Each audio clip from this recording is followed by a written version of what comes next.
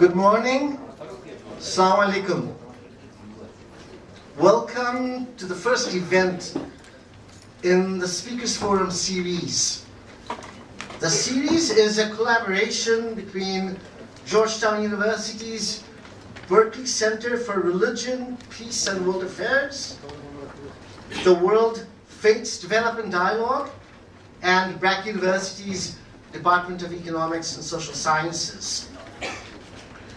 Today marks the beginning of that, and today's presentations will be around secularism and faith-based development, understanding contestation and collaboration. For those of you who don't know me, I'm Hashemi. I'm the chair of the Department of Economics and Social Sciences at BRAC University. I come from an old left tradition that saw religion as the imaginary flowers on man's chains that bind him, that made his oppression bearable. And for us, the purpose of intellectual exercise was a ruthless criticism that plucked these imaginary flowers so that man could recognize the real chains that bound him. And the purpose of political practice for him, and I'm using a generic him, was therefore to cast those chains off. Religion we saw as being totally antithetical to progress. We never really understood how religion played, and faith played such an important part of man's everyday life. In our part of the world, when a child is born, it is the call to azan that welcomes him. When a marriage is celebrated, when that unity is celebrated, it's again faith, culture, and religion that mediates that. And even in death, it is religious practices that decide how those steps should be taken. So rituals, faith, religion form the cultural context. And we, as part of the left, never could understand it. And all we did was be critical and look down upon it. And in essence, we missed the boat on that connection with people. Of course, there was one person, Maulana Abdul Hamid Khan Bhashani, who was able to weave all that.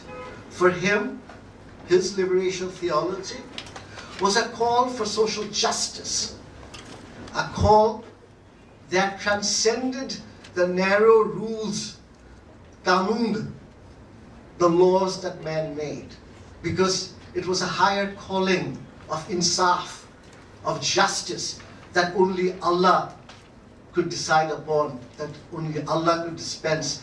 And so for him, the call for social justice was connected with religion. But beyond that, most of us really fail to understand the place of religion and faith.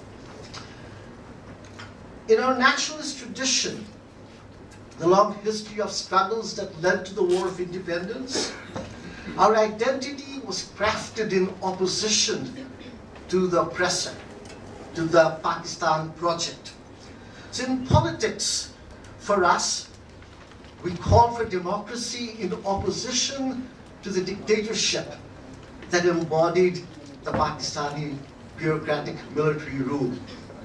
In economics, our call for socialism and social justice was in opposition to the capitalist road that Pakistan had taken, which led to acquisition and accumulation of wealth in a few hands.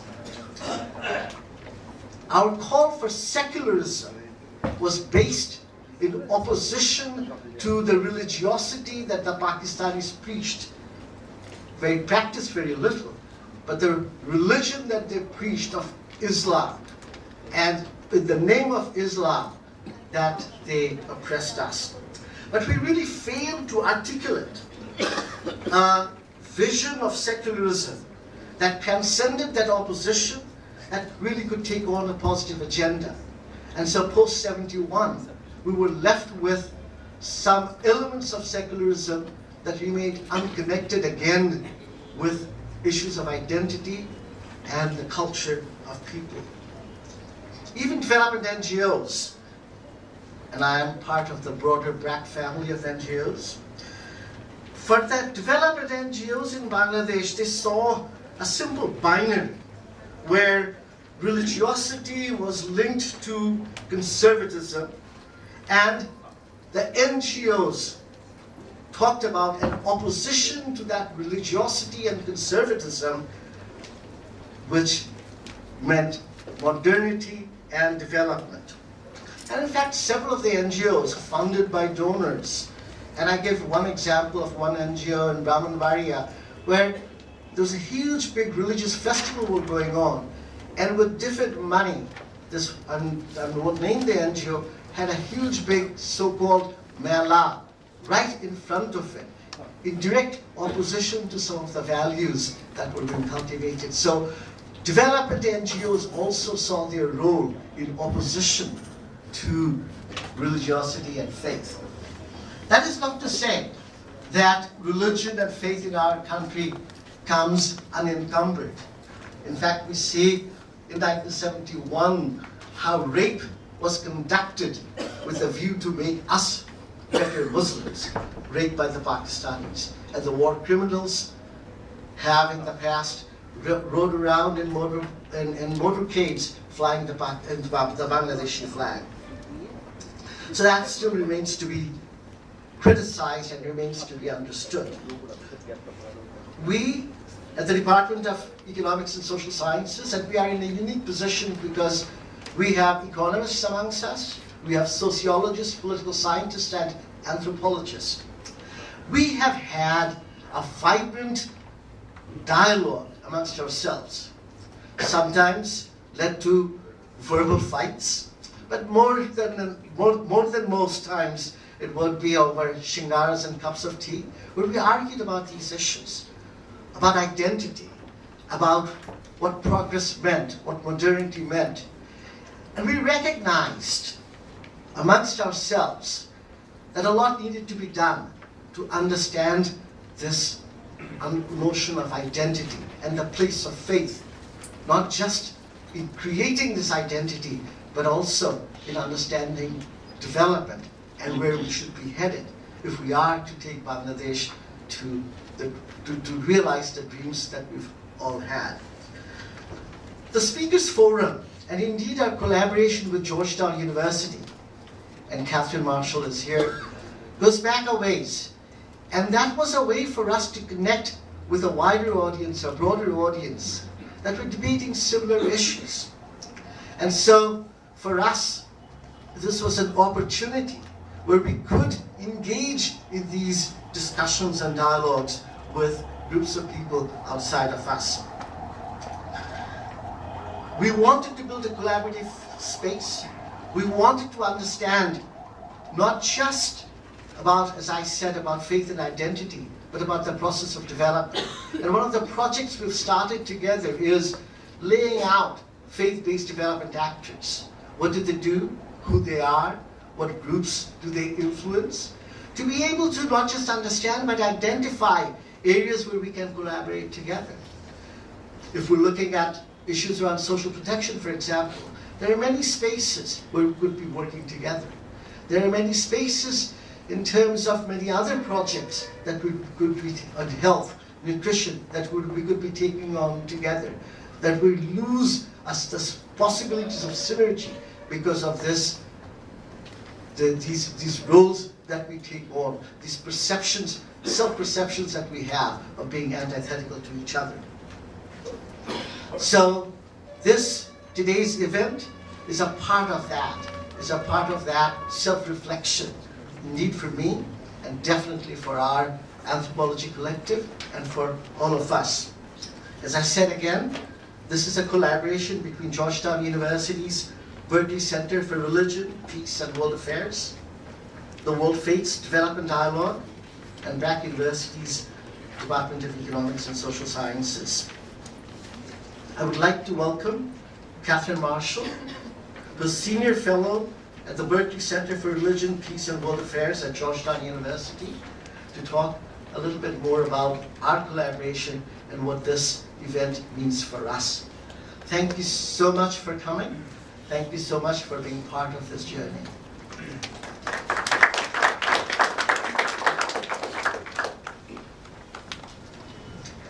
Well, good morning, and I add my thanks to all of you for coming out on a Saturday to spend the morning or the day with us on what we see as an absolutely vital topic. I'm going to start with introducing some of the partners in the broader global context for the discussion today, and then talk a little bit about how we came here together, how this relationship was built.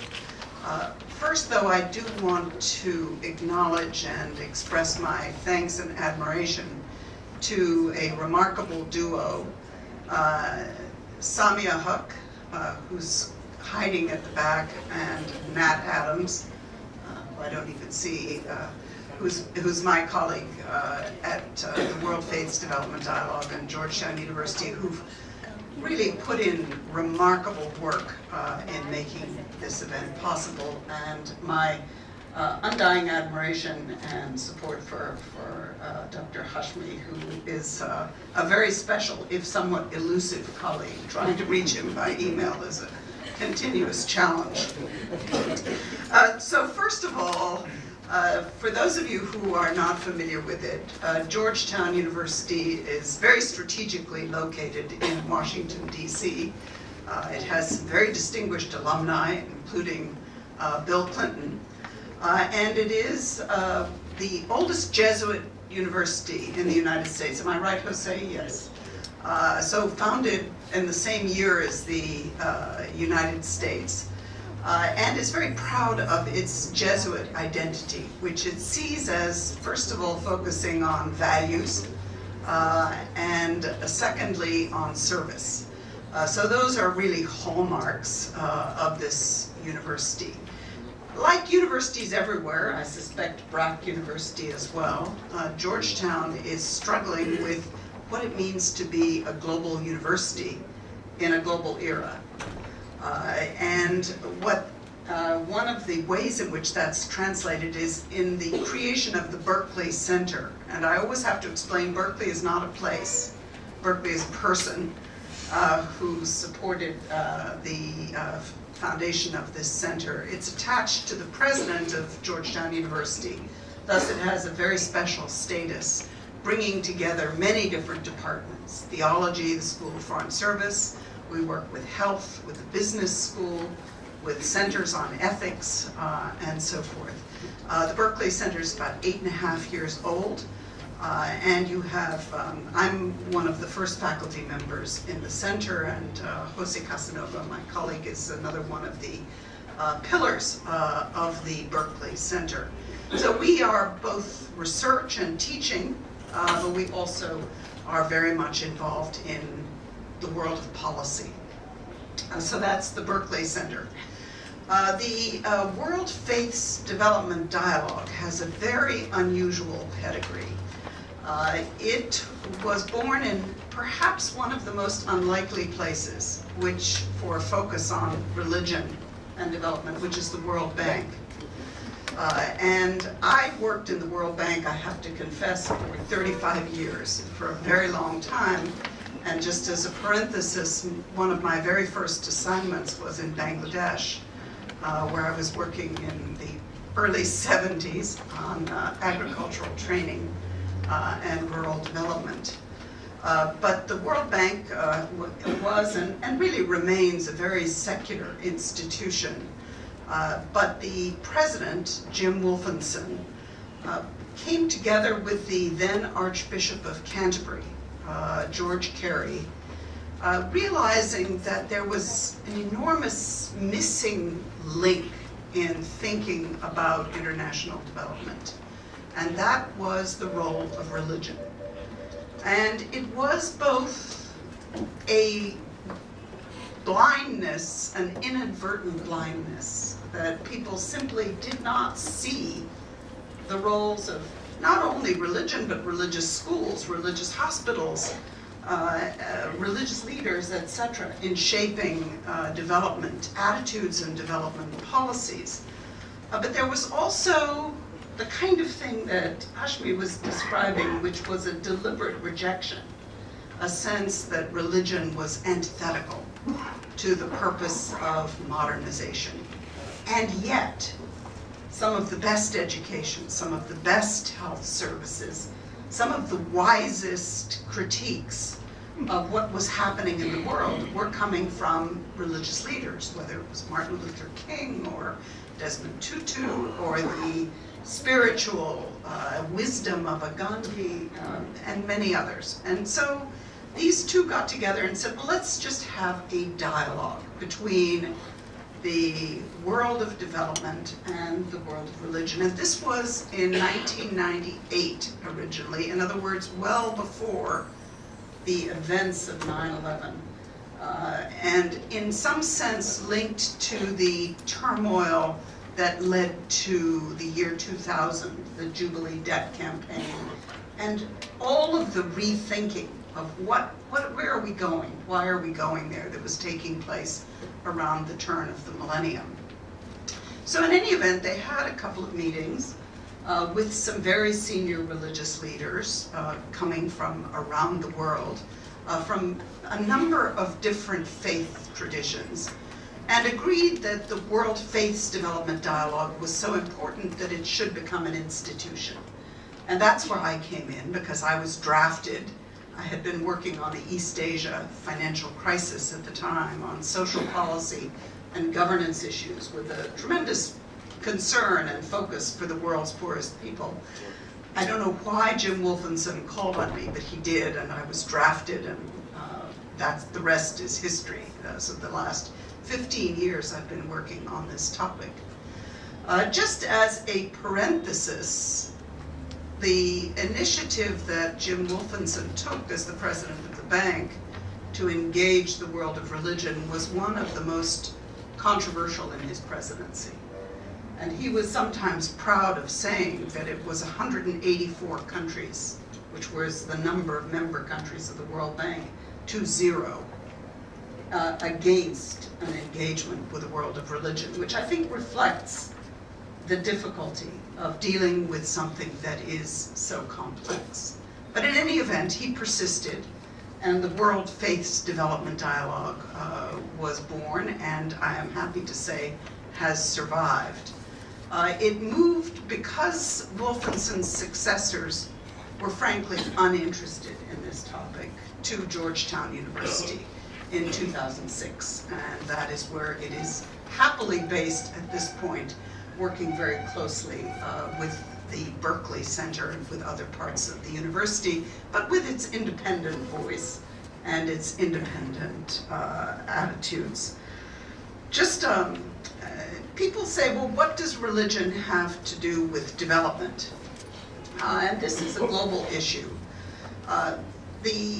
The difficulty in the contemporary situation is that very often religion today is associated with two things. One is with violence and extremism, and with so much happening in the world, ISIS, and violence taking place in far too many places. We're seeing an increase in international violence within the last couple of years, after a long period when there was optimism that it was decreasing. Many people will say, rightly and wisely, that it's never only about religion, that clearly politics plays a role in the kinds of violence we're seeing. But religion cannot be ignored, and so the comments that it's only about politics, I think, underestimate the importance. And just one figure that's used very often comes from a Pew Forum study recently, that 84% of the world's people are affiliated with one religious tradition or another. In other words, the great majority of the world's people live in an environment where religion is important. So in any event, so the first association with religion is violence. The second is with, and we did studies in all regions of the world looking at a lot of issues. And the second issue that came up time and time again is the role of women. And the fact that religious institutions are seen as opposing the move towards equality between men and women. And because this is so important in understandings of development and what brings about change, importance of girls' education, of women's empowerment, this is a major subject of tension between a lot of religious institutions and development institutions.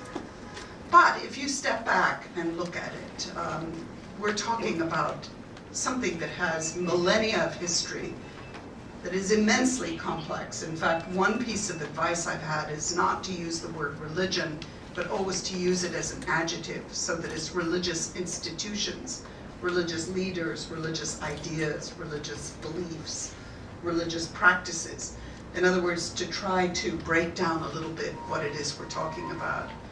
But I would challenge anyone here to find a development issue where religious ideas, practices, beliefs, and leaders are not relevant. Just to give you an example, we were challenged by the United Nations Foundation to do a study of energy access and the roles of religion, and I thought it would be very difficult to find any examples.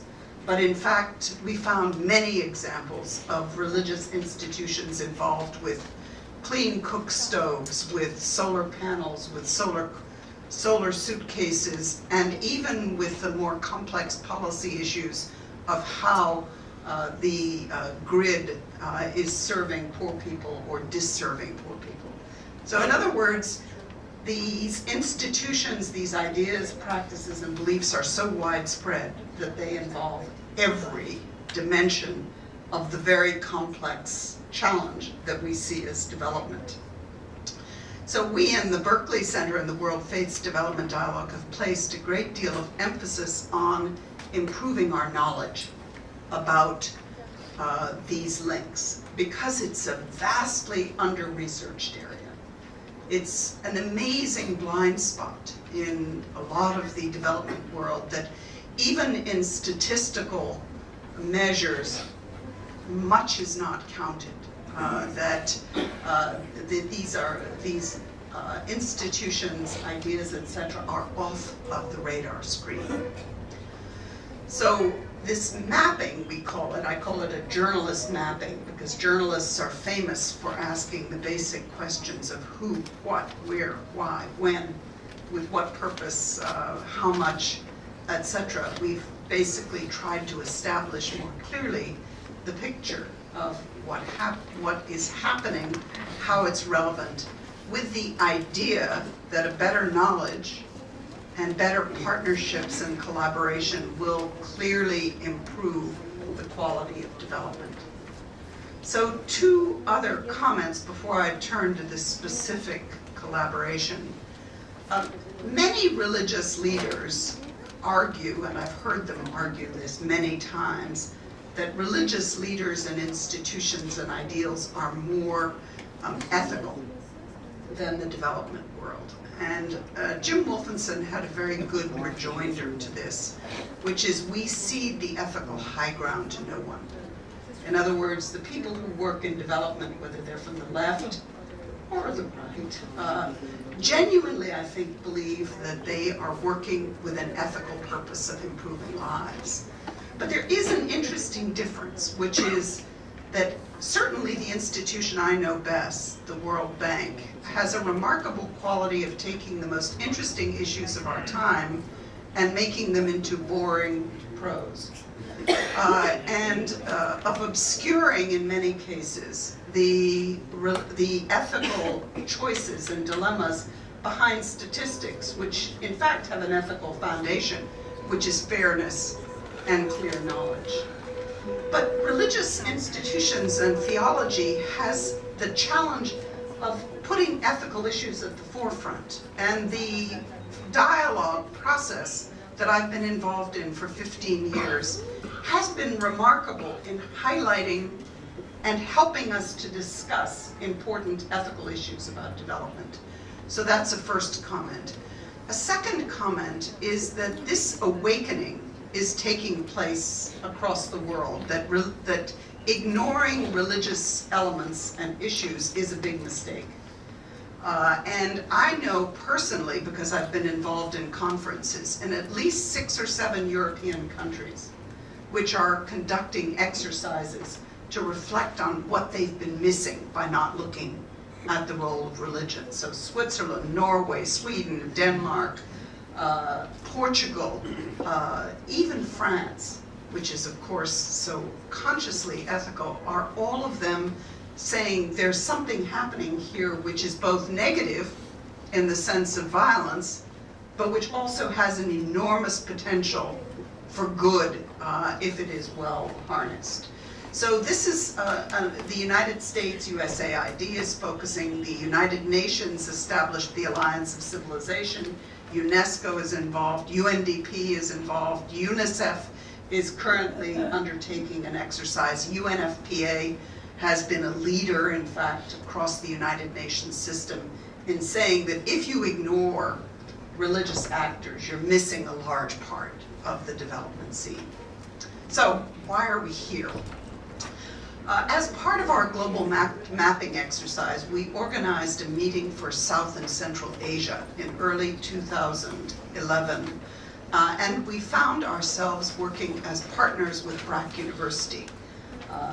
We some friends and contacts, but also through a very deep admiration for BRAC, which is one of the most interesting, challenging, and exciting institutions in the world. So we had a meeting that covered the whole of South and Central Asia. But in the course of that, one of the hypotheses, or one of the assertions that was made, was that there's an enormous amount happening on the religious scene in Bangladesh that is not well understood, that has not been well researched, it's difficult to discuss. And it is both what's happening in the different religious communities, Muslim, Buddhist, Hindu, Christian, and others in Bangladesh, as the inevitable changes that are happening in traditional beliefs, practices as a result of modernization. But it's also that the forces of globalization are having an increasing influence, that there is an explosion of new kinds of institutions, that there is a backlash that needs to be understood, that there is inspiration and exciting entrepreneurs. Some of the most interesting social entrepreneurs come out of religious traditions. And so we came away and agreed with our colleagues that this would be a remarkable research project. So when we moved on to the next phase of our research program in Berkley Center and the World Faiths Development Dialogue, we realized that these issues are too abstract at the broad level, that we needed to focus at the country level in order to have any real engagement and any real bite. And therefore, one of our hopes was that we could work with Bangladesh, because it is such an important country, such an important development story, and where it was clear that religious institutions, ideas, practices were vital, but it was not clear what exactly was happening. And so we agreed that we would move forward with a new project with 4 countries. So we're looking at Bangladesh, Kenya, Senegal, and Guatemala, with Bangladesh in the first instance. We've already done a lot of work on Cambodia. And so Bangladesh is sort of the centerpiece of what it is we're trying to do. And we started in January with a brainstorming meeting with a group of practitioners, journalists, academics, and others, and essentially confirmed our view, our understanding that there was an enormous research agenda, that there were people interested in it, and that it would be worthwhile, and that it was feasible to do research. Difficult, but feasible. And so we have now launched a 2-year research program that we hope will lead to an institution eventually. I mean, that's our hope. But in the meantime, we'll put out a series of reports jointly with BRAC University. We'll do policy briefs. We're working also on teaching materials and so forth, which will all be part of this, a couple of detailed field surveys to understand the situation better. And finally, to come to the speakers forum, the assertion was made during this meeting, which took place in London in January, that there were vital issues for development in Bangladesh where religion was an essential part. And the first example that was cited was the case of secularism, versus a more religious state. What does it mean? The idea that this was so central to the understanding of identity, of nationality, of place in the world, of obligations, of the ethical obligations of a government and a society to the least among its citizens, but that this had not had the kind of thoughtful and engaged discussion that it deserved. There are other topics, and so this event today launches what we hope will be 6 events over the course of the next years, which will look at critical issues. So this is the first, the question of what is the meaning today of secularism or its opposite. We're planning to look at gender issues, which are so important in the next, and have a tentative list of topics. So I think I've spoken for long enough to give you some of the context, and as said, I could not be more delighted to be here and to see this idea turn into a reality.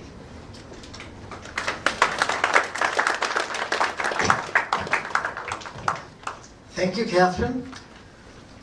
We have about 15 minutes to grab a cup of coffee, and we'll be back at 10:30 to start with the main event of today, the forum presentations. So please come back by 10:30. We'll start on time. Samia Haq, আমি মাইক্রোফোনে বলছি। সামিয়া হক, তুমি দেরি করলে আবার সবারই সামনে দেব একটা বোকা। Embarrassment works when requests don't. All right, we'll start. We'll start the forum presentations. Professor Saad Andaleeb, Vice Chancellor of BRAC University, will be chairing the session. Professor José Casanova, from the Department of Sociology at Georgetown University, will be speaking on approaches to secularism. Rajeev Bhargava, Professor at the Center for Studies of Developing Societies in Delhi, will be speaking on Indian secularism, promises and challenges. Samia Haq, Associate Professor at the Department of Economics and Social Sciences at BRAC University, will be talking on secular aspirations in Bangladesh.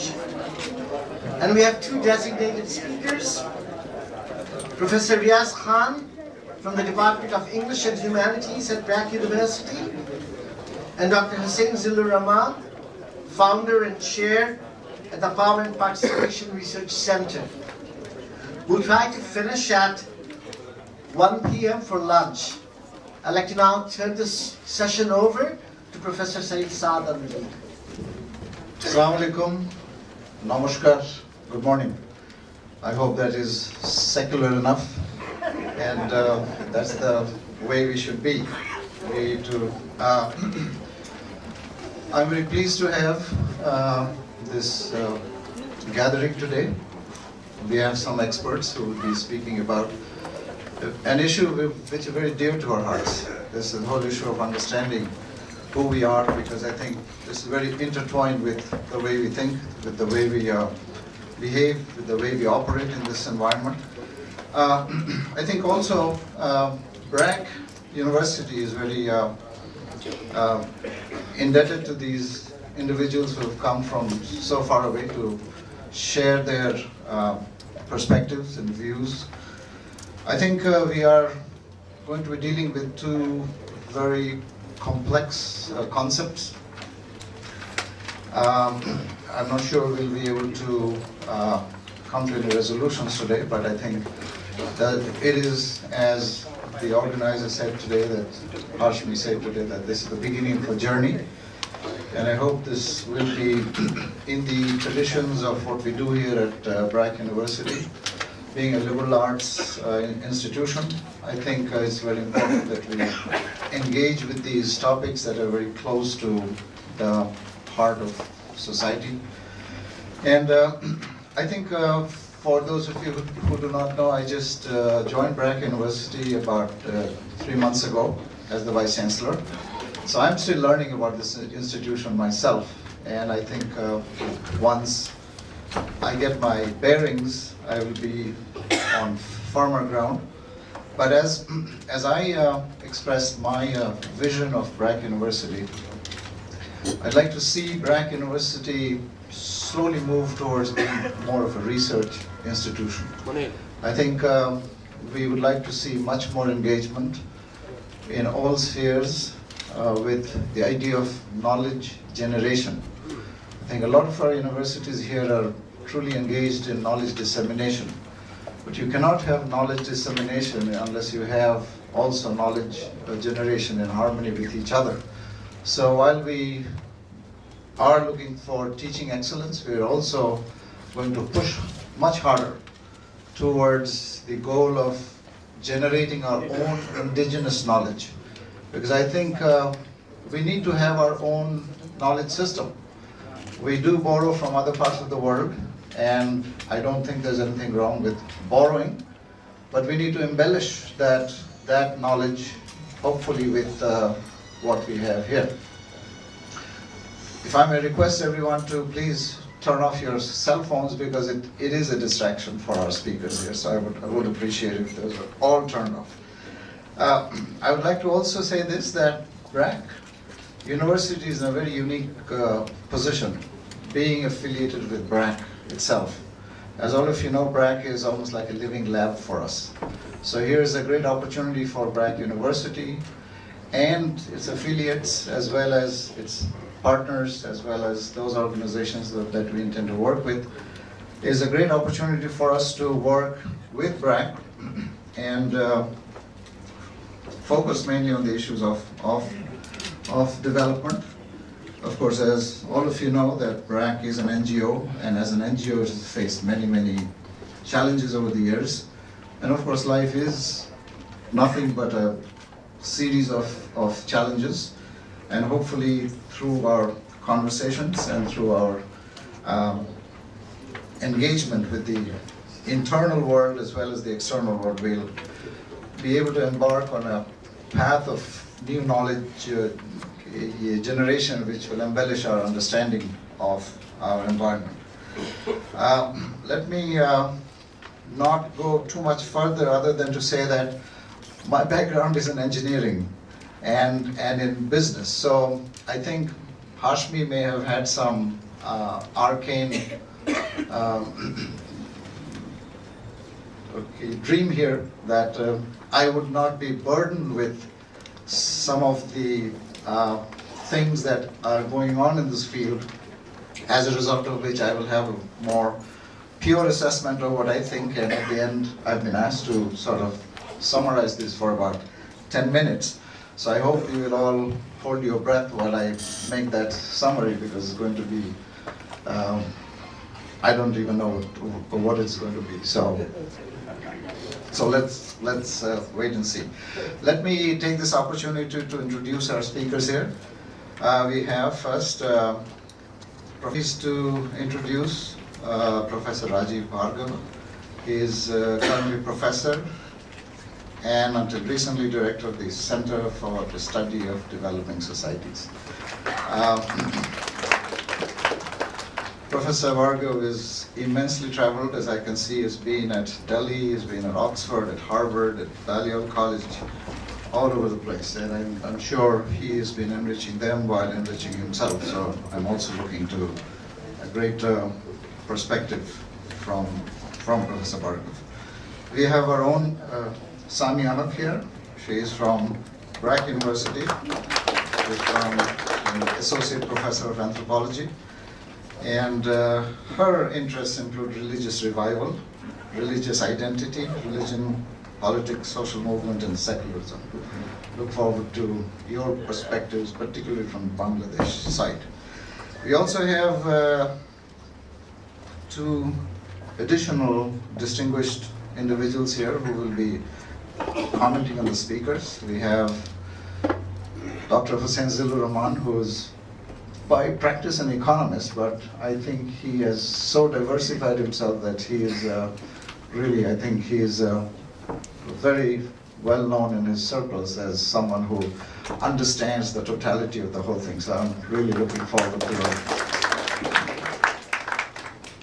And then we have our younger friend here, Dr. Khan, who's spent some time at NSU, and he is now the Dean of Students at BRAC University, and I'm also looking forward to some very interesting discussions here. I think without much further ado, I think we should open this up to the speakers. Welcome, Dr. José Casanova. Good morning, everybody. Salam alaikum. It's a great pleasure to be here, to have the opportunity to present some of my thoughts on these very, very complex issues, approaches to secularism. I'm going to proceed by bringing three different reflections. One on how much in the last 40, 50 years, but certainly in the last 2 decades, our whole field of analyzing religion, the secularization, secularism, has dramatically changed and is changing constantly.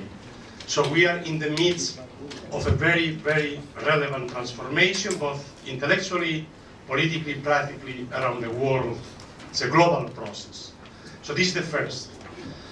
The second is I'm going to simply introduce a distinction between two types of secularism, which I'm sure my good friend and colleague Rajeev Bhargava will expand more systematically, because I think it's very important that we understand that by secularism, we simply refers to two radically opposite things, and we have to be careful which of the two we think that we should be advocating or resisting.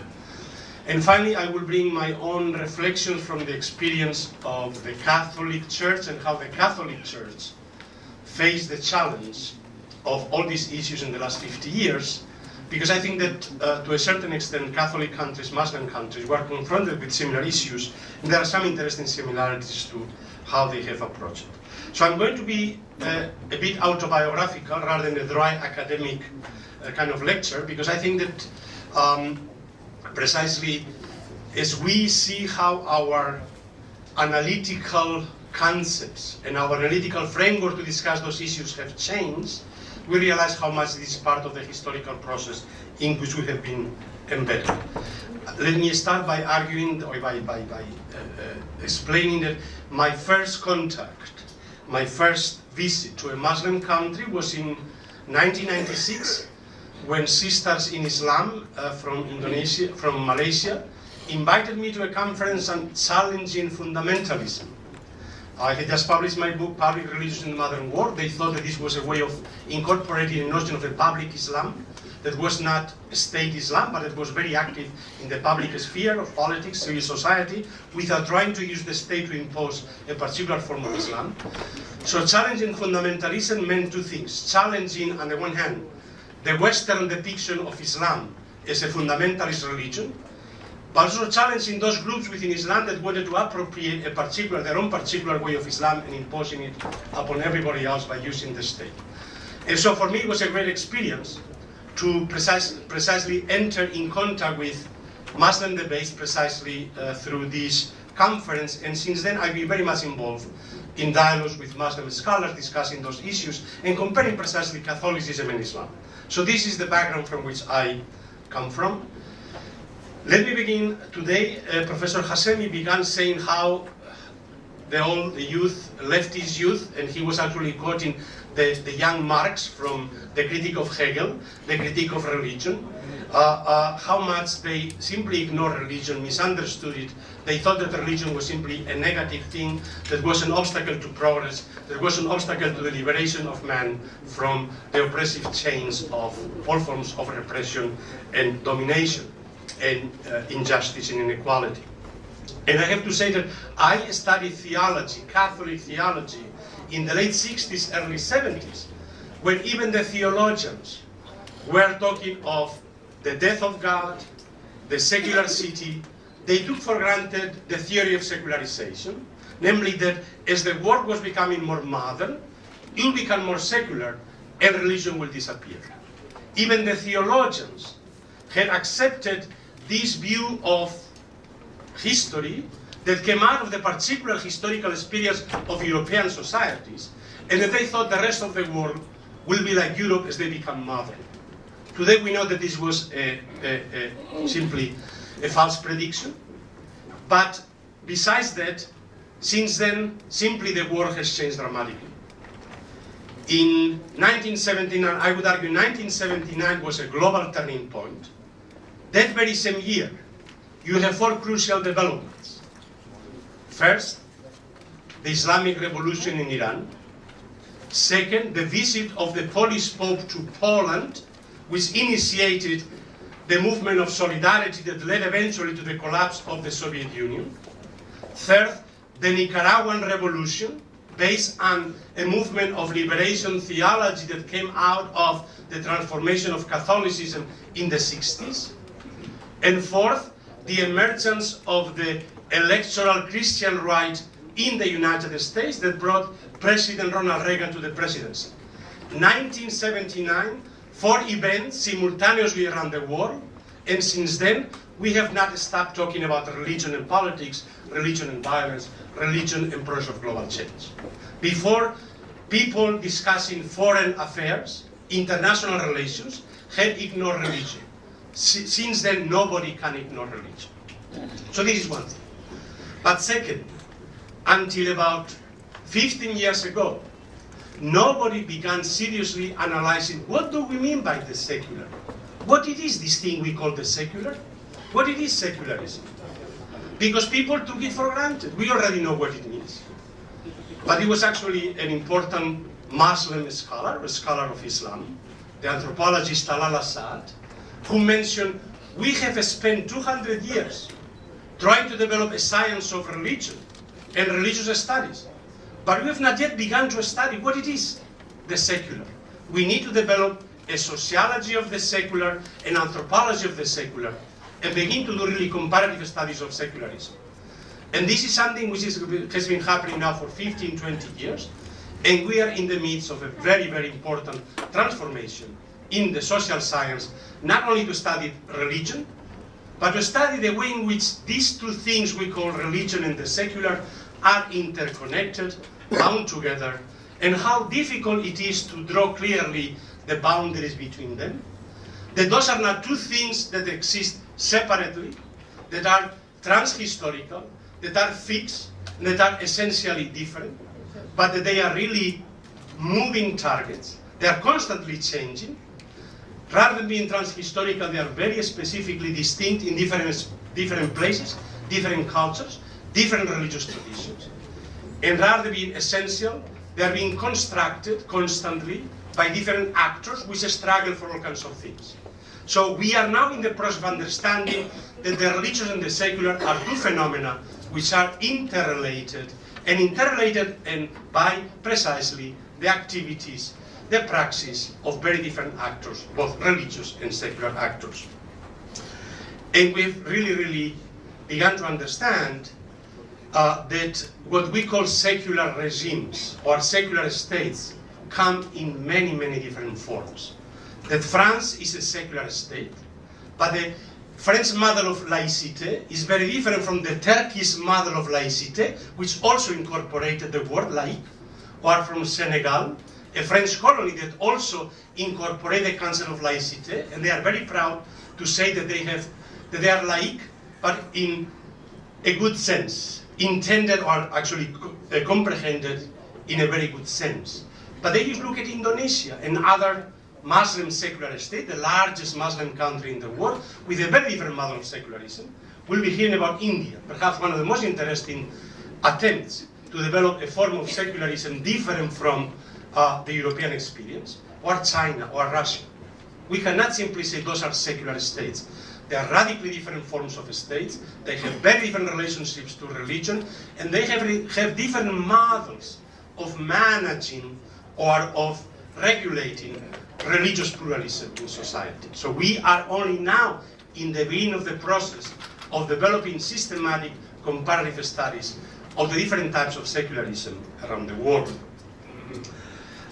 So this around the first point about how things have changed dramatically in the way in which we understand these concepts, these realities, and we are in the midst of it.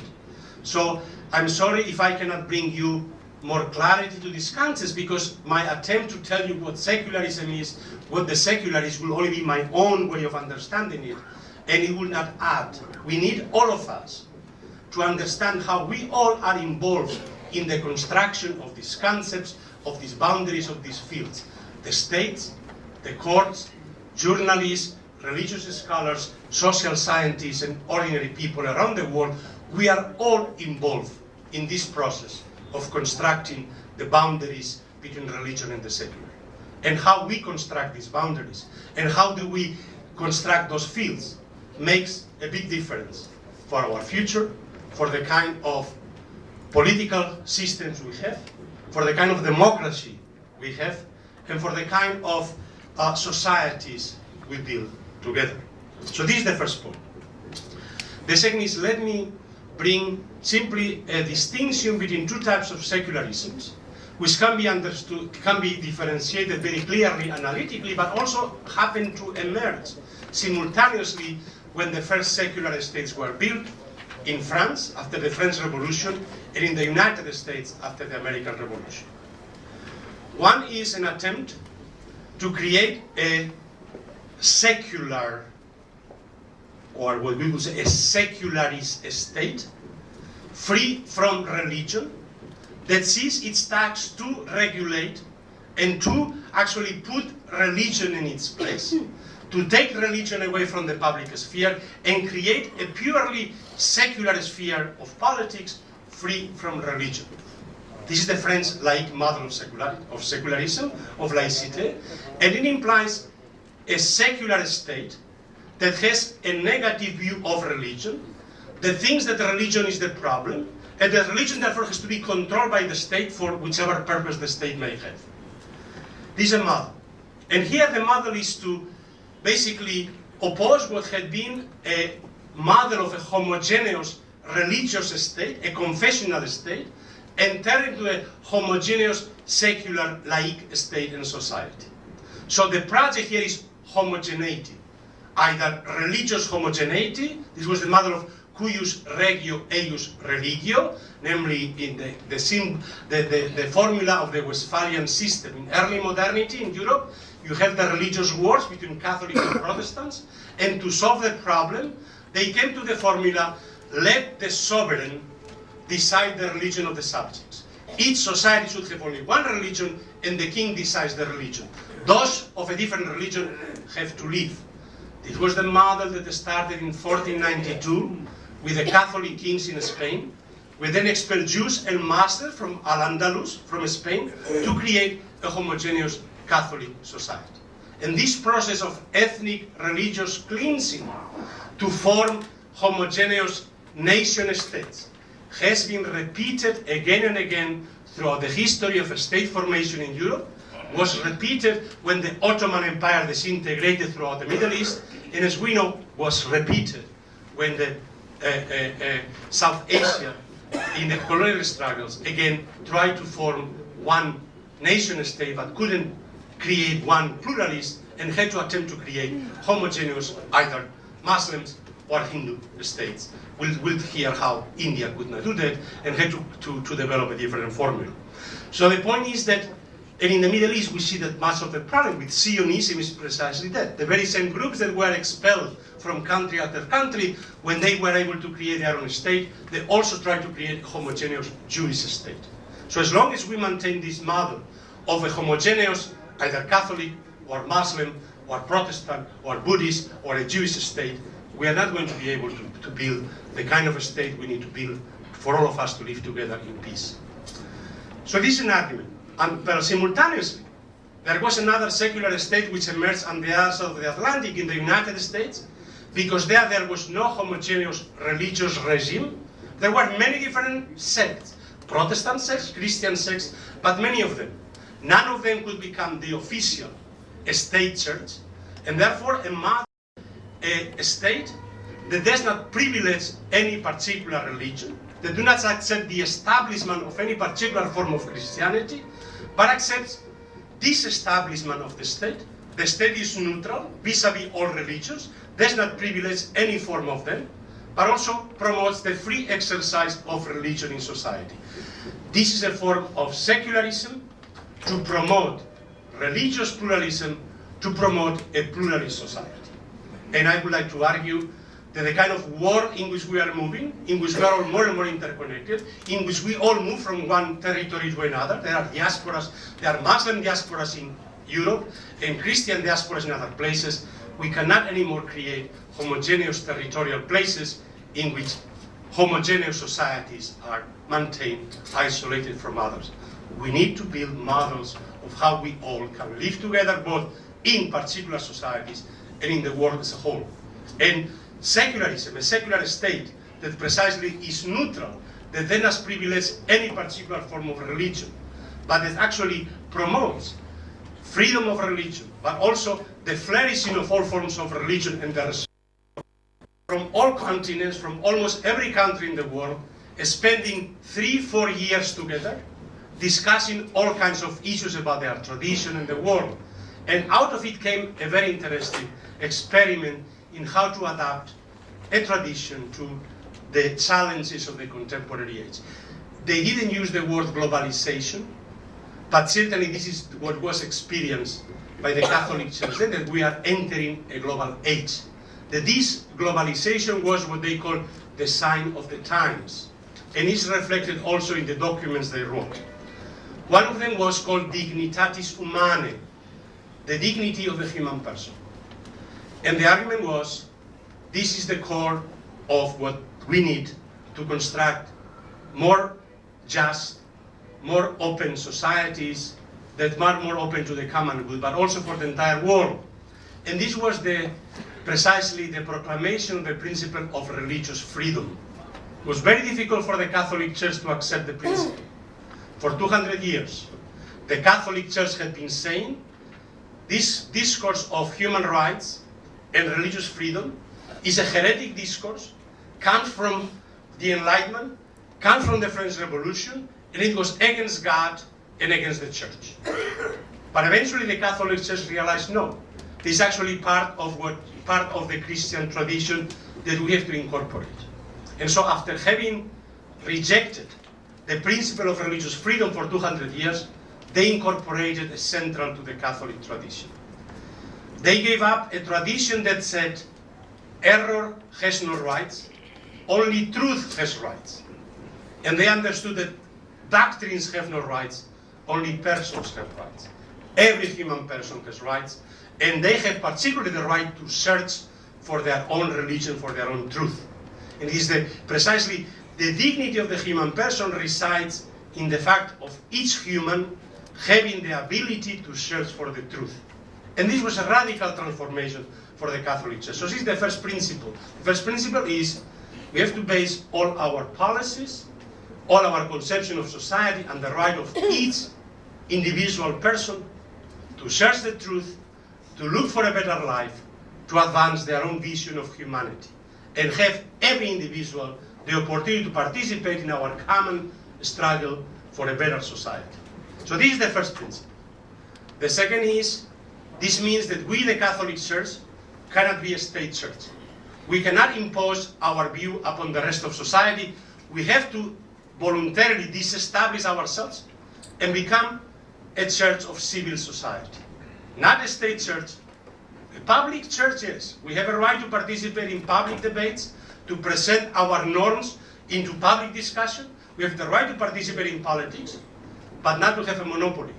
We have the same rights as everybody else. Therefore, religion, yes. Religion has the right to organize itself politically, to participate in the public sphere, but with no more rights than other groups. So equal rights for secular religious actors. Every individual is individual, whether secular or religious, has the right to become involved in politics. And finally, the third point is, the third document was Nostra Aetate, our age. And our age is the first document in which the Catholic Church says we recognize the truth which is there in each religion of humanity. Each religion of humanity has something to teach to all of humanity. And we recognize this truth in each religion. Of course, we still claim to have the true religion, but we cannot discard the others now as false religions. So the principle of the need to recognize that we humans, as a global humanity, we are irremediably plural. We have to learn how to live together and to respect each other. And this is the fundamental principle that the Catholic Church incorporated, and the principle of interreligious dialogue, which the Catholic Church has pursued since. It's by no means, I'm not going to present the Catholic Church as a model of anything. I'm only saying that the Catholic Church also had difficulties struggling with those issues and found its own way how to start anew and to begin a process of transformation.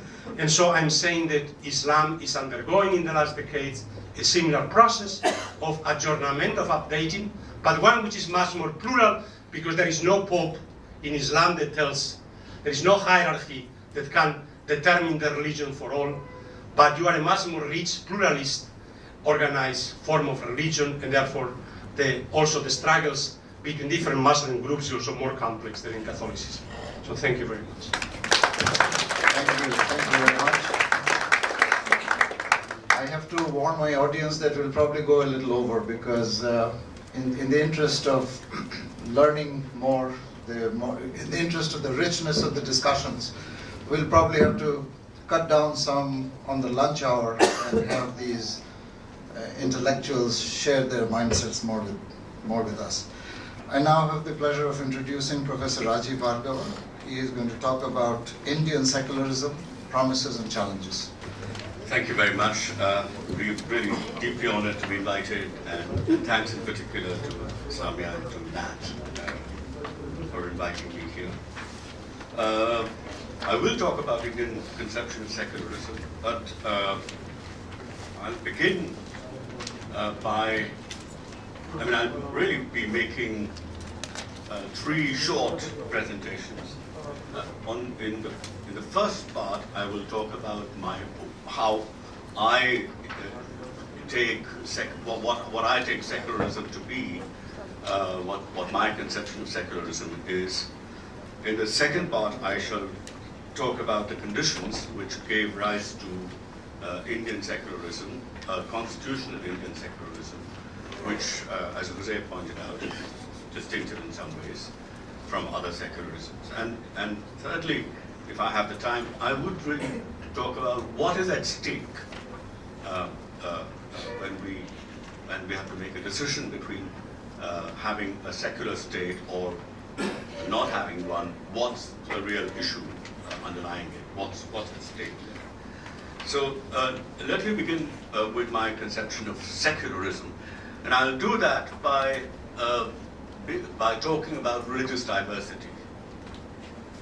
It is secularism, I agree with José, particularly in South Asia and in India, is a response to religious diversity. But religious diversity is of many kinds. There is, first of all, diversity of religions. So in any particular territory, there are not only Muslims, but also, in South Asia, for example, Hindus, Buddhists, Jains, Sikhs, Parsis, and so on.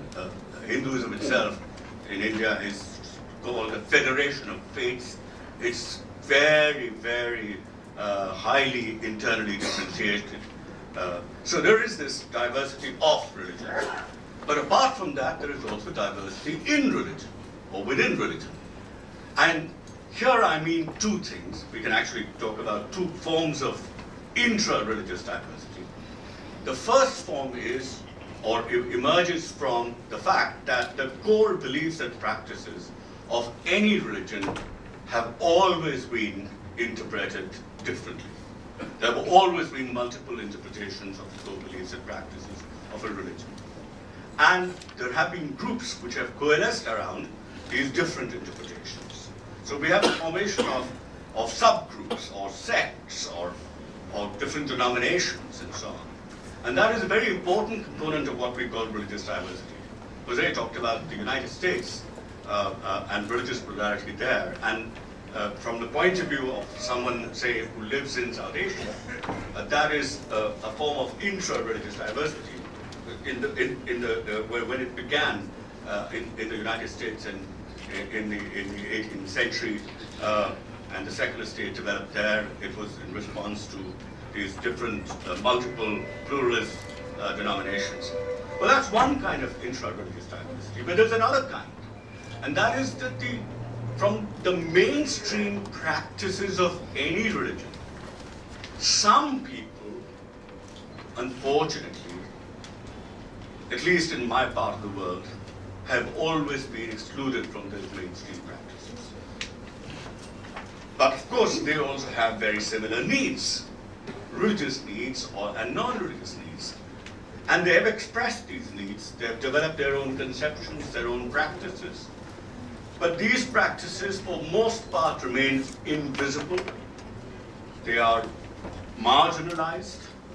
And sometimes when they get public recognition, they're hierarchically arranged so that the practices of the dominant group of that religion, those are defined as the practices, and the other practices are given very little weight, are assigned very little significance, and so on. And here I have in mind, at least in the case of Hinduism, I have in mind the practices of the formal untouchables, the Dalits, and also practices of women, both Dalits and women in many parts of India have not been allowed to enter temples. Women during a certain age, and Dalits forever, till very recently, were not allowed to enter temples, and therefore they couldn't participate in the mainstream practices of Hinduism, at least insofar as they were performed in temples, right? There are other issues, like the Dalits were not allowed to use water from wells that were used by upper castes. Now, and in the chain in the rationale, you will find a religious reason somewhere. The religion is not the only reason why they were excluded from these practices, but and in the chain of reasons, you will find that there is somewhere a religious factor as well in all this. So this is also a form. This is another kind of diversity in society, and so, in my view, wherever there is inter-religious and intra-religious diversity, endemic to it is always the prospect of some degree of discrimination, some degree of exploitation, some kind of exclusion, marginalization, oppression, humiliation, degradation, and so on. There's a potential there. In diverse societies, we have to recognize that this potential also exists. And in my view, secularism, as a broad sort of philosophy, broad critical social philosophy, and more narrowly as a political philosophy, is a response to these two forms of institutionalized religious dominations. I'm using domination as a very, it's a term of art. It encompasses all kinds of things that we would recognize as creating inequalities, injustices, and unfreedoms. And secularism, to me, is a response to both intra-religious domination and inter-religious domination. Well, that's the first point that I want to make. It is linked to what José said, but it follows from what in the way that I conceive of secularism as a response to these two forms of domination, that we will not only have to allow for religious pluralism and respect religions and allow for religious pluralism, but there always will be in religions, after all these are human artifacts that are controlled by some people and so on, there will be in religions always the possibility of the development of certain practices which are deeply oppressive, either of members of one's own religion or of members of other religions. So we'll have to have a model which combines respect for religion and religious pluralism with putting some of religious practices in their place. Those which are violative of elementary human rights, those that are degrading to women or to other groups, or that are deeply offensive to, say, minorities which are living in our own territories.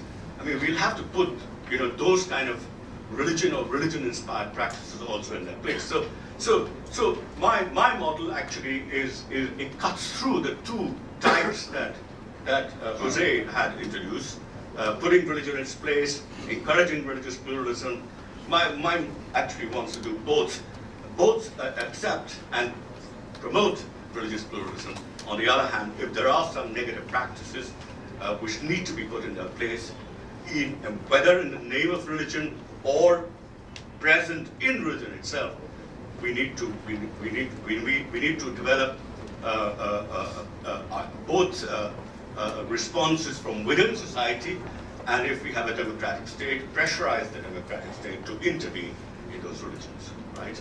So this is my conception of secularism. And in India, at the time of independence, we had both the prospects of both these types of domination.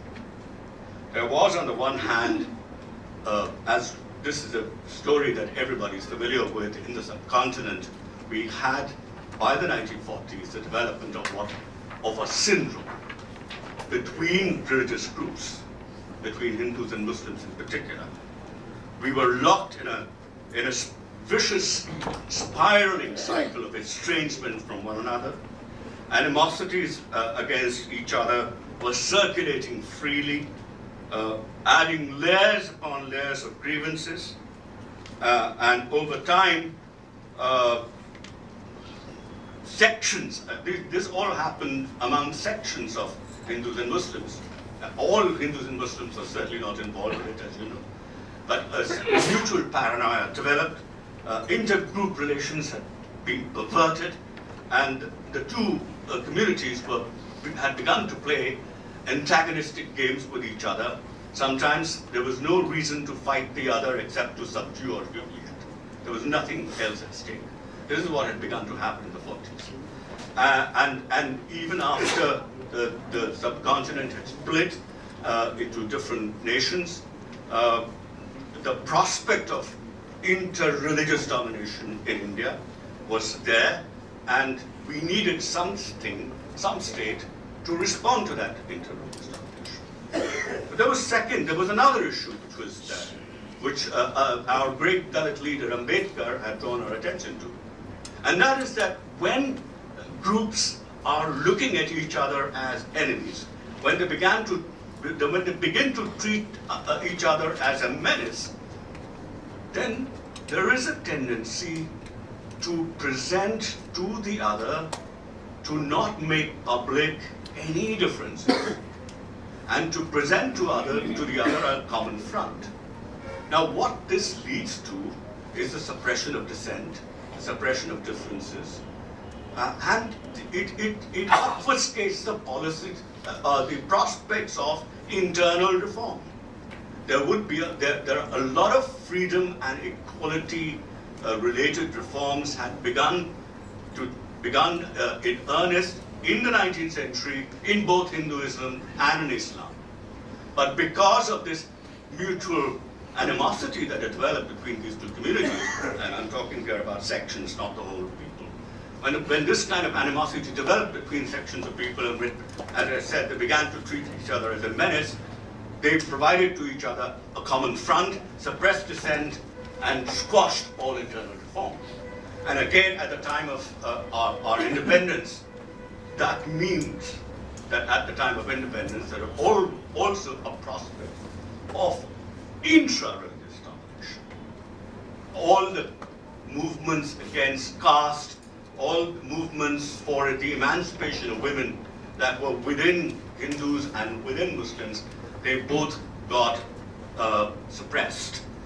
And this prospect of intra-religious domination was also there. And now, the choice before the leaders in India was either to perpetuate these two types of domination and to set up a state which perpetuated these dominations, which would have been there, in my view, if we had a very kind of religion-centric state, a kind of a robustly Hindu state, which would have been an upper caste Hindu state. Or not to have this, but to have a secular state. And at least at that time, in 1950, when the Constitution was set up, the wisdom of the leaders at that time, they pushed them in the direction of a secular state. Which secular state was created in response to both these types of domination. And there are a number of articles in the Constitution which are there specifically to fight these two forms of domination, to give community-specific rights, minority rights to communities, but also to give the state the power to intervene in religion so that you could say ban untouchability or throw open temples to all Dalits, to give the right of religious freedom to everybody, and so on.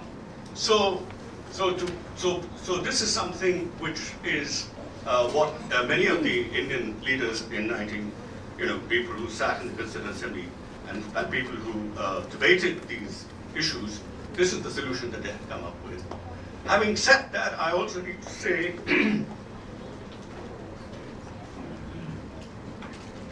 that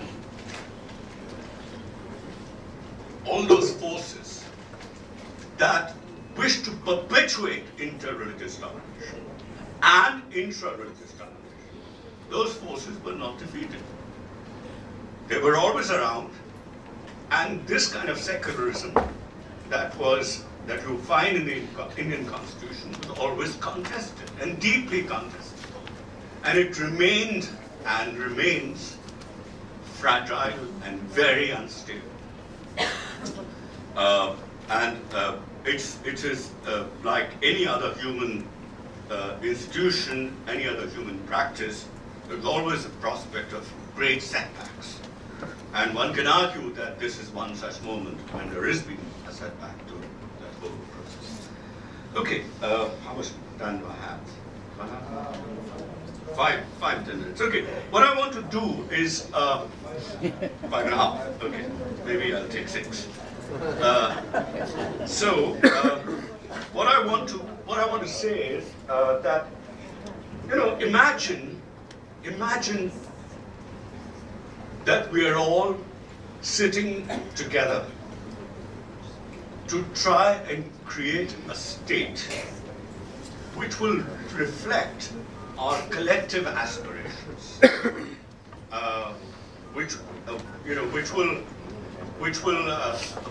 what all do we collectively expect from the state to deliver to us? And supposing the representatives of every single group in society, and not just groups in society, but also people who think only individualistically, all individuals, let them all be represented in this assembly where people are thinking about what kind of state to set up. Now, what are these things that they would want? I think that the first thing they would want, well, not the first, but at least one of the important things that they would want, is that the state should be identified as one with which they can have some kind of emotional empathy. They can identify with the state. A state should not be called such that they feel that they are not part of it, that they are deprived of their identity. The identity of the state and their own identity are divergent. This is extremely important, because if I am a Muslim in India, and if there is a state which says very clearly that it's a Hindu state, then it is difficult for me, at least to some extent, it's difficult for me to completely identify with that state. And it would be a little unfair to expect that a state with which I cannot identify is also one to which I must give complete loyalty. I may give some, but not complete loyalty.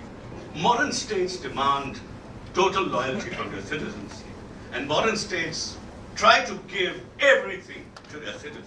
That is the nature of modern states. But if that is so, then I think it is important that the states identify themselves in ways which do not go against the self-identification of those individuals and groups who are part and parcel of the state, who are citizens of the state. But there are many other things that people want. They want, first of all, their life to be secure, safety. They want a good infrastructure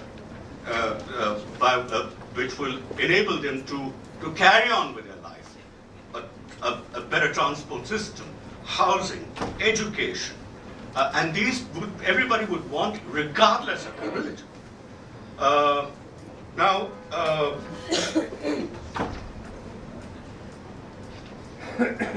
these are, you may call them, these are our rights, the right to have all of these.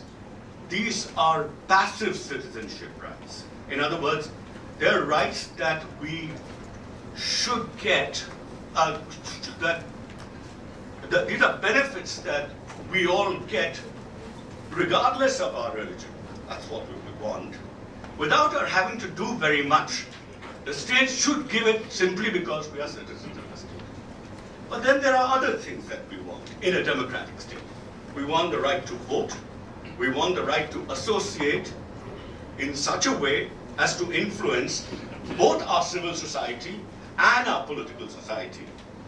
We would want to deliberate on all of public matters freely, and we would like to stand for public office. We would like to get into the bureaucracy through an open exam where there is no discrimination.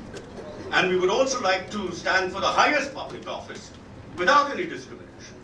So anything that comes in the way of excluding us or discriminating against us in our ability to secure all these passive and active citizenship rights are something that we would want to do away with. These kind of obstructions we would like to do away with. And the last thing, of course, is, and since we're talking about secularism, religious rights. And religious rights shouldn't be just seen as the right to practice, the right to choose your religion, which is an individual right. It must also be seen as the right to reject one's religion, right to criticize one's religion, right to embrace some other religion, and the right to embrace many religions, multiple allegiances. I mean, this is so common to South Asia. It is more common to South Asia than to many other parts of the world. These multiple allegiances. We have a right to do that. Now, all these things must be available to us regardless of our religion. And I don't have the time, but if I had the time, I would have given a proper argument. I'd make a distinction between a religion-centered state and a religion-friendly state. And I would want a state which is not only friendly to one religions and to the denominations and sects of all religions. And apart from all that, I would give certain rights. I would want that I have certain rights, regardless of any, regardless of what religion I have. But if that is all that is to be secured, then you need not an anti-religious state, which is what some secular states are, not a-religious states, which again is some secular states are, not states which are secular in the sense that they provide rights, liberal democratic rights, but are friendly only to one religion, but a state that provides liberal rights, democratic rights to everybody, but is also friendly to all religions, and in addition is critical, allows criticism of religions when these religions come up against the basic human dignity of men, women, and so on. And this is not possible by having an idea of separation of church and state that you find in many European societies. This is possible only if you have a policy of what I call principal distance, where you can engage with religion or disengage from it. You engage positively with religion, give subsidies, recognize religion, and so on, but also engage negatively, ban untouchability in Hinduism, and so on. And you may do it in one religion more than another religion. So this is a very flexible strategy. This strategy of principal distance is something that is required by everybody, and in even the best practices of many European states, including in America, you find something like this happen, which is possibly against their own doctrine, but nonetheless this happens. So that's a kind of model of secularism, all the models of secularism that I wish to promote and encourage. Thank you. Thank you, Professor Bhargava. I'm sure during the discussions you will have a little more opportunity to expand on what you're trying to project. I know it's very difficult. This is it's a very complex constructs that we are addressing. And how do we unpack them? Okay, I look at these concepts as suitcases that have not been opened. We don't know what's in those suitcases. What are the elements that go into it that construct that? One often thinks of secularism in Bangladesh, beginning with the War of Independence and the newly liberated nation's first constitution, which enshrines secularism along with democracy and socialism as its founding pillars. Of course, the story of secularism as a political project, as a cultural ethos, as well as tolerance and communal cooperation in everyday life, has a history that predates 1971.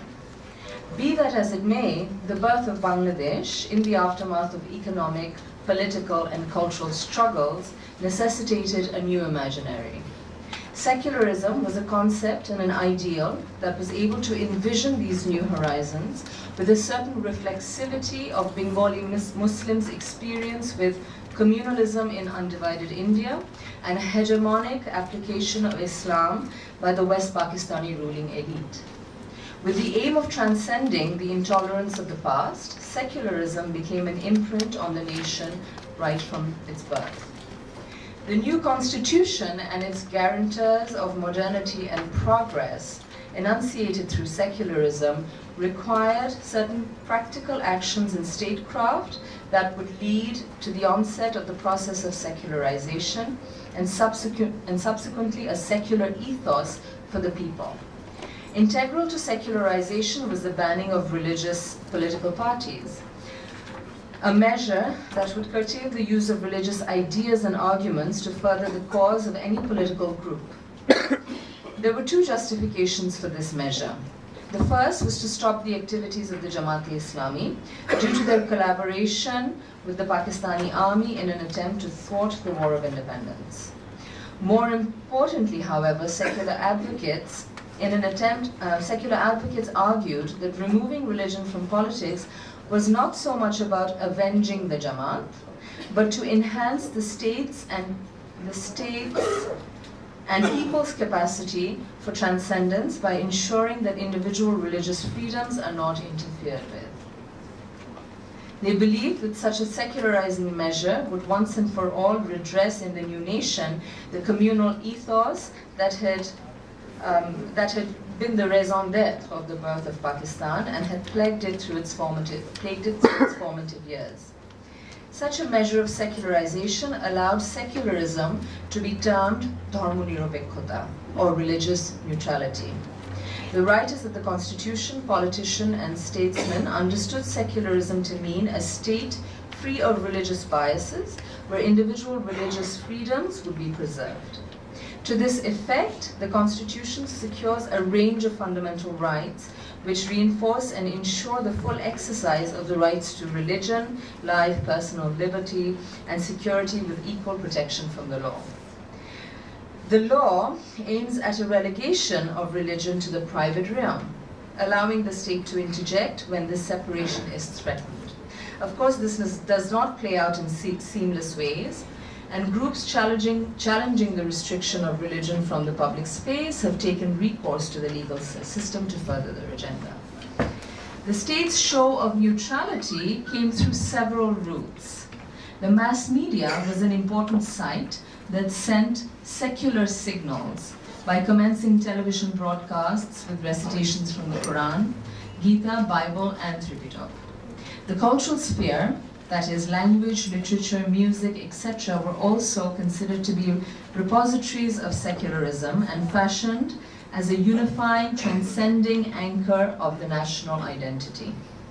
In this construction, an analysis of how Bengalis had long been and lived as Muslims within a multi-religious milieu was sidelined in favor of a more neutral, quote-unquote, perspective that gave secondary importance to the religious aspect of the Bengalis' identity.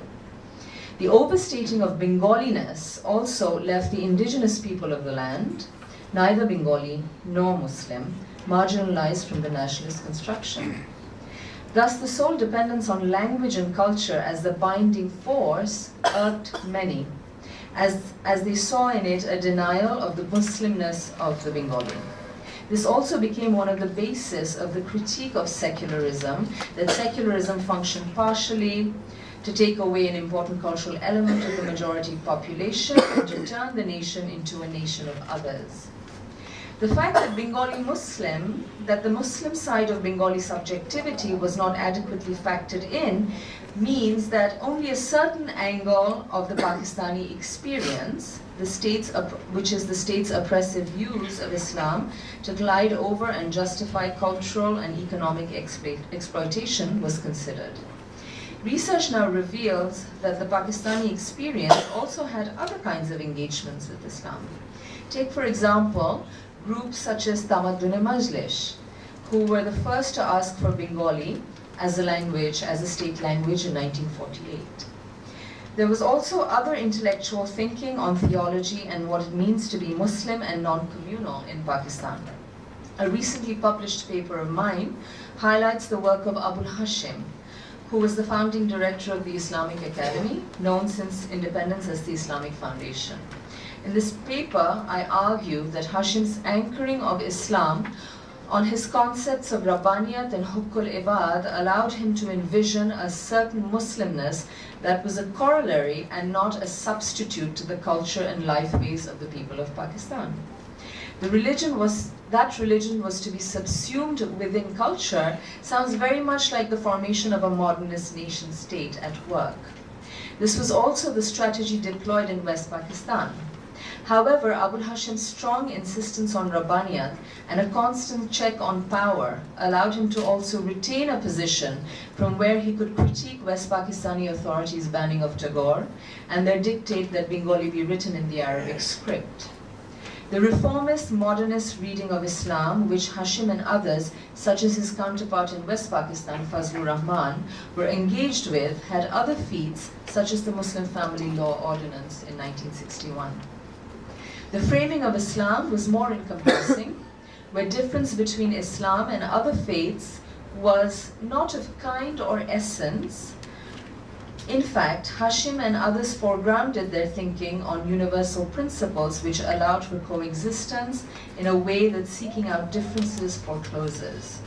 An extension of this line of thinking was also to be found in the Islamic socialism of Hashemi, where an egalitarian reading of Islam foregrounded in a wrestling of power and equality called for social and redistributed justice.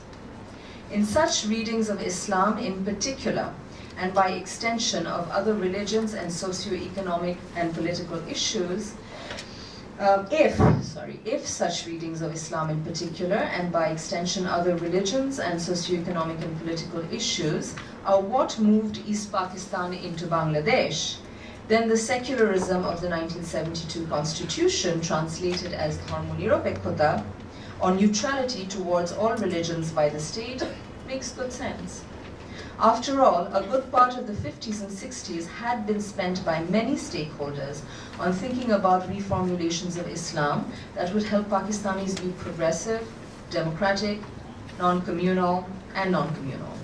Historically, this articulation would have and did contain much thinking and many experiments with being Muslim, a peasant, an artist, a political activist, and Bengali. However, the symbolic anchoring of this constitutional clause on particular usages of the Bengali language and culture did not necessarily represent the full extent of that history. The process of secularizing, primarily through the banning of all religious political parties, then gives this neutrality a harsher and antagonistic appearance, allowing a resemblance to European or even the Turkish model of secularism. Then the heated question of whether the Bangladeshi secularism is born out of a wrestling with its own past experiences and history, or as an extension of liberal political theory that is acontextual, gains momentum. Thus, to paraphrase Akil Bilgami, substantive secularism would have been one where communalism would have had to be thought through, not a mere absence of religious politics by dictating a normative. Normative structures have their importance, but are also amenable to contextualization. Thus, one needed to think clearly about what this absence of religion from politics entails, and in order to achieve that, how one would have to frame their own personal and political project of secularism.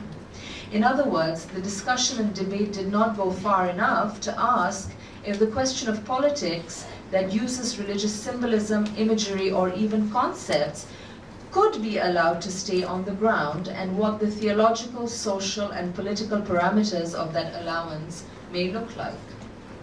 Thus, under this banning, very disparate groups such as Jamaat and Bhashani's Islamic socialism have the risk of being conflated and together discarded. In fact, Islamic socialism under this regime did seem to die off, even if it was not at the behest of secular prerogatives. The particular kind of secularism that was being crafted thus defined public religion, or in this case Islam, as a singular category with predetermined wanton effects. The absence of democratic processes meant that the era was about predetermined possibilities, thus inhibiting the burgeoning of a vibrant discourse on the nature and meaning of religion for self and society. In this climate, the absence of an ideological argument or philosophical rationale saw the emergence of very little thinking on how Muslims, as majority, would continue to engage with Islam and simultaneously create a tolerant and plural polity. The ban on religious politics did not last for more than a few years. The regime change that saw the lifting of the ban and subsequent regime changes have reformulated the constitution and also introduced new political forces and religious readings into the cultural, political, and religious landscapes. The Jamaat-e-Islami became a key political ally to the BNP, and this coalition is largely thought to have nurtured problematic religious forces, some of them even violent and militant, such as the currently banned JMB. Consequently, initiatives to restore secular ideals and practices in society and secularism as a political construct constitutionally became AL's or the Awami League's promise to the nation and foreign stakeholders.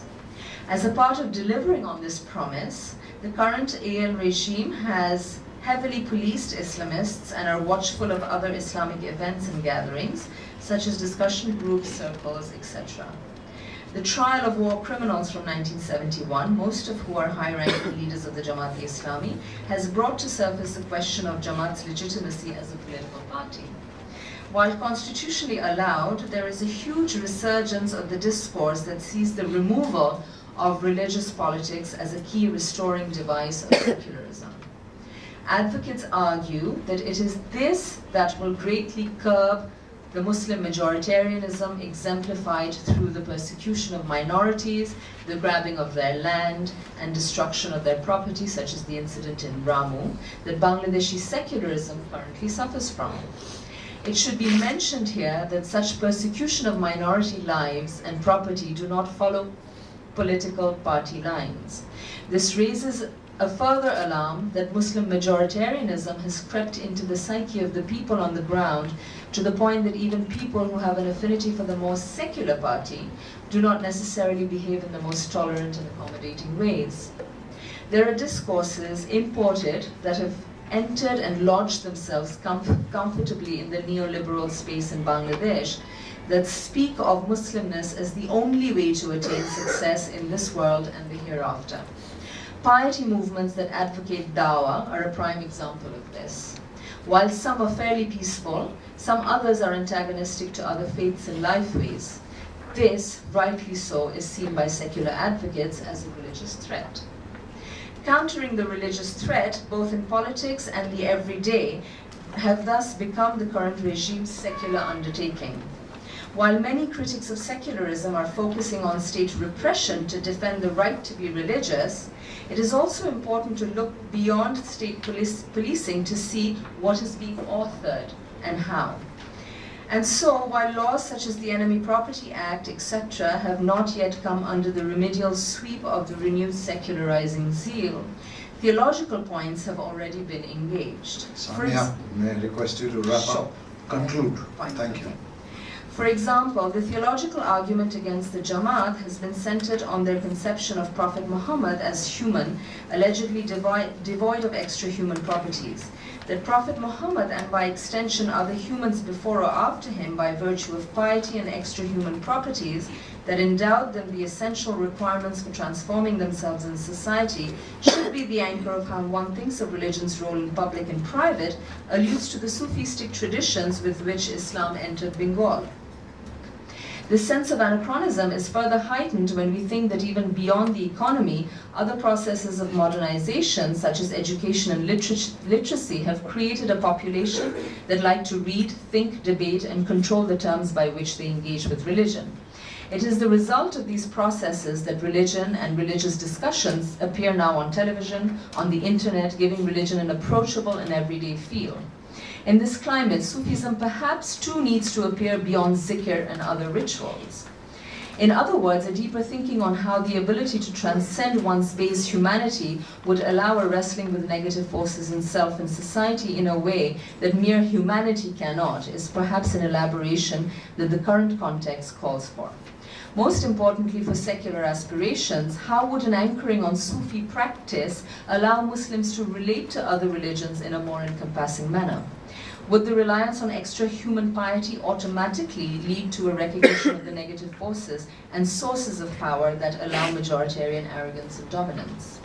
I speak of secular aspirations as much of what I've said so far, drawn from current academic work and thinking, has demonstrated that neither religion nor secularism are definitive constructs, but rather a relational and continually shifting nexus that is influenced by state regulation, authoring, larger national and transnational influences, all of which affect people's ideas, practices, and definitions of both the religious and the secular.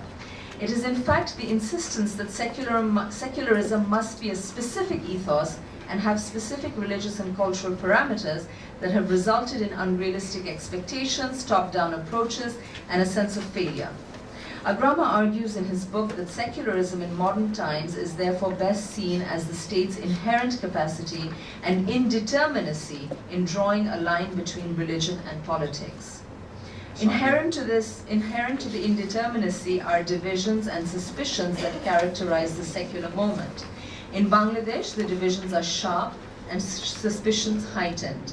I have provided a snapshot that helps understand the contours of the current indeterminacy, the selections and omissions of the current moment, in the aim of further reflection of both the past and the future through the present. Thank you. We'd really like to open it up to questions. Thank you. I'll just briefly touch on a few major points. There's just so many points, and maybe it's good that I didn't get a chance to read all the papers in detail, because then I would have probably come up with a paper myself. There's just too many ideas boiling here. I'll just take 3 major points, 2 or 3 major points, and say a few things. The first is, obviously, we have seen these different meanings of secularism that we've talked about, the 2 different meanings, and I'll frame them as secularization as opposed to secularism, and really focus on the big elephant in the room here, the modern nation state, the modern state formation, so that we find the first meaning of, let me put it differently, the 2 meanings of secularism, where in one we find the state itself as an actor, as an association, a political association, vis-a-vis religious or economic associations, an older form of pluralism, which was very common even in the 1920s and 1930s, certainly throughout the 19th century, where the state played a mediating role, but without this overall transcendence or overall hegemonic role over the other associations, religious or economic. I bring this up, this would have been a quaint, outdated, antiquated observation, except for the fact that in today's globalization context of globalization, we may be again seeing this, where we find religious and economic associations. Much work has been done on economic globalization. Perhaps we need something similar along the lines to look at how both religion or religious associations are a key actor within globalization, and how globalization is transforming religious life and religious associations, so that we no longer simply necessarily have the second meaning of secularism, where most of our focus is, which is different groups contesting within the state framework.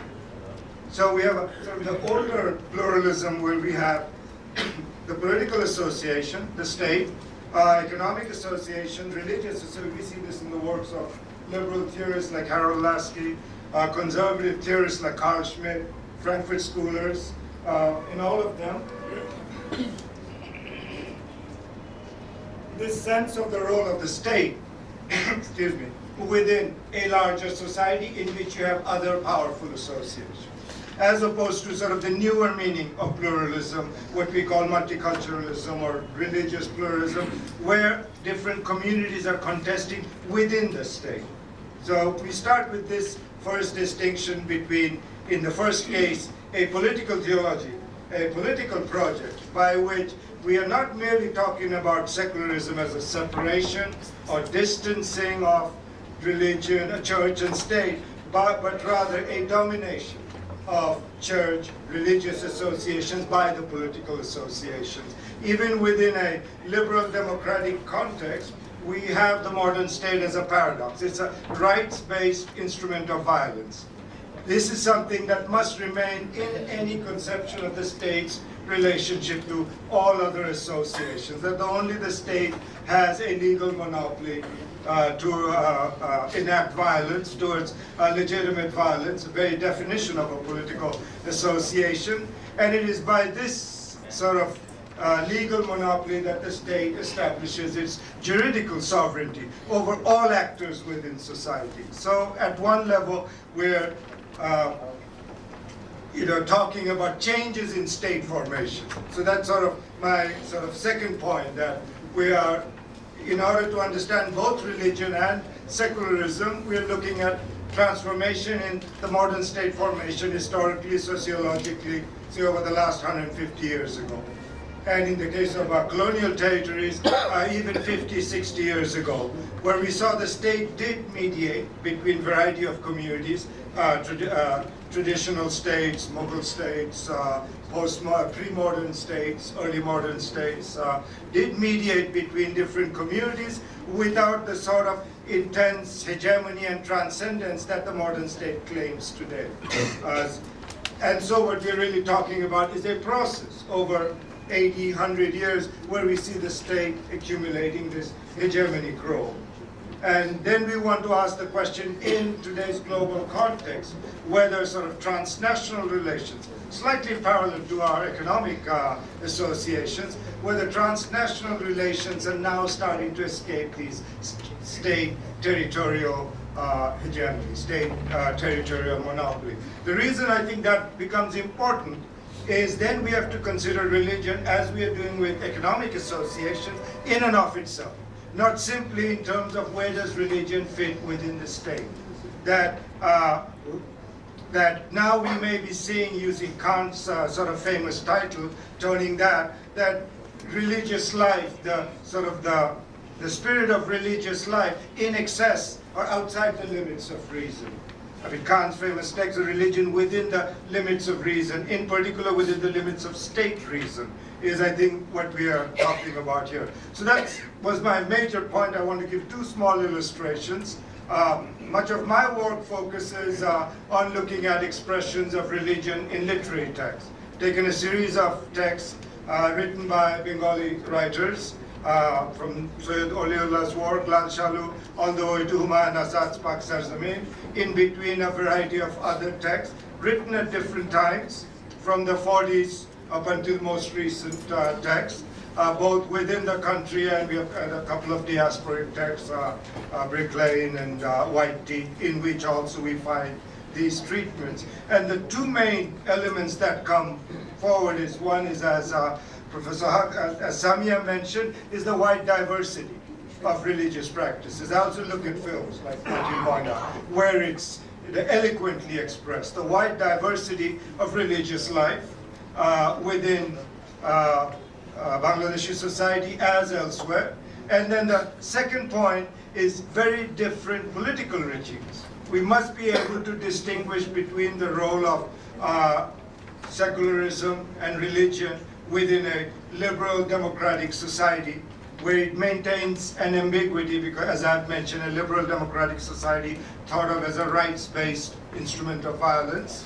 But nonetheless, we can compare this ambiguity of religion, communal violence within a liberal democratic state, as opposed to the role of religion within a state that explicitly promotes religious nationalism, where we may get other forms of exclusion, where we find, for example, a minority maybe within the state's order without necessarily being,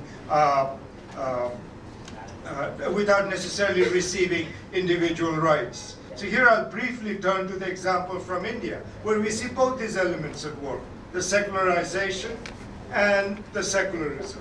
The secularization thought of as the imposition of states' logic, including its monopoly of violence over all religious associations.